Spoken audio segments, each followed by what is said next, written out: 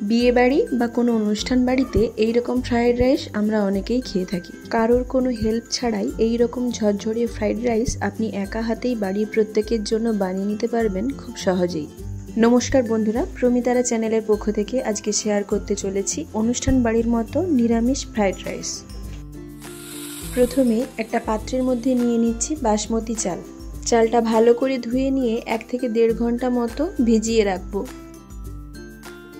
তারপর এখানে কিছু সবজি নিয়েছি কোনাকুনি পাতলা করে কাটা বিনস, গাজর আর মটরশুঁটি।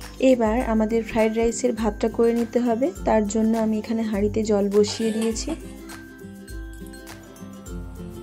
জলটা ফুটে গেলে হাঁড়ির ঢাকনা খুলে তার মধ্যে দিয়ে দেব পরিমাণ মতো লবণ। এরপর আস্তে আস্তে ভেজা চালটা হাঁড়ির মধ্যে দিয়ে দেব। সাবধানে করবেন যাতে গরম জলটা ছিটকে না আসে। লক্ষ্য রাখবেন ভাতটা যেন পুরোপুরি না হয়। প্রায় 80% মতো হয়ে গেলে ভাত থেকে ফ্যানটাকে ঝরিয়ে নেব। ফ্যান ঝরানো হয়ে গেলে একটা বড় কোনো জায়গায় ভাতটাকে কিছুক্ষণের জন্য রেখে দেব। তারপর গ্যাস অন করে কড়াই বসিয়ে সবজিগুলো ভেজে নেব।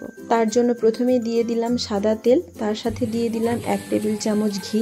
তারপর একে একে দিয়ে দিলাম এলাচ, লবঙ্গ, দারুচিনি আর তেজপাতা। কিছুটা নেড়েচেড়ে নেওয়ার পর ওর মধ্যে দিয়ে দিলাম কুচনো গাজর, বিনস আর মটরশুঁটিও। আপনারা চাইলে এর মধ্যে লাল, হলুদ, সবুজ রঙের ক্যাপসিকামও ব্যবহার করতে পারেন। এবারে দিয়ে দিলাম আন্দাজ মতো লবণ। তারপর সব সবজিগুলো ভালো করে নেড়েচেড়ে ভেজে নিতে হবে। সবজিগুলো কিছুটা ভাজা হয়ে এলে ওর মধ্যে দিয়ে দেব কাজু, কিশমিশ, চেরি ফল।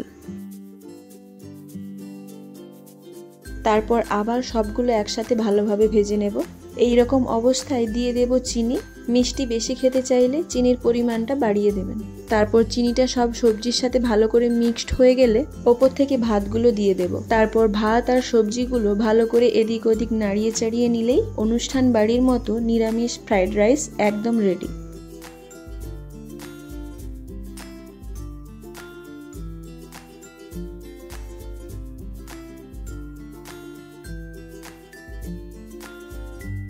একটু লক্ষ্য করেই দেখবেন আপনার ভাতগুলো কিন্তু ভেঙে যাচ্ছে না।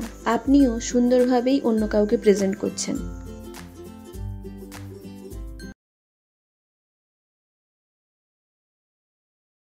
তাই খুব সহজেই এই রকম ঝরঝরে ফ্রাইড রাইস পেতে হলে এই স্টেপগুলো অবশ্যই ফলো করবেন।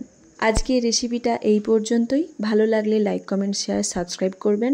আর ফেসবুক, ইনস্টাগ্রাম থেকে দেখে থাকলে এই পেজটি ফলো করার অনুরোধ রইল। আজ আপাতত এটুকুই। দেখা হচ্ছে পরবর্তী কোনো নতুন ভিডিও নিয়ে। ধন্যবাদ।